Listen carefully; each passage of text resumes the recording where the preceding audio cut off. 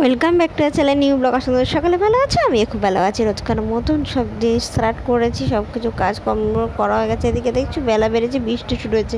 এদিকে সব জামা কাপড় ভর্তি রয়েছে, আমি যেগুলো শুকিয়েছে তুলে, যেগুলো ভেজা রয়েছে বললাম থাক, কিছুক্ষণ হাওয়া ছাড়ছে, জোরে বৃষ্টি পড়ছে না, তারপর আমি কিছুক্ষণ পর গিয়ে তুলে নিয়ে আসবো। এমনি কিছুগুলো তুলে জানালায় হ্যাঙ্গার করে ঝুলিয়ে রাখি। এতগুলো হ্যাঙ্গার শুধুমাত্র ওই জামা কাপড় করতে লাগে, আলমারি হ্যাঙ্গার তো বা আলাদাই থাকে, কী আর বলবো। তো অনেক নতুন নতুন ভিডিও আসছে, তোমরা কেন দেখছো না প্লিজ সেই ভিডিওগুলো দেখে নাও, ভালোই লাগবে দেখতে।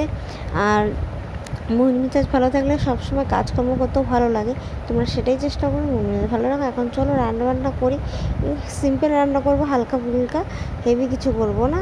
এই যে দেখতে হচ্ছে আলুতে আলু চোখা করবো।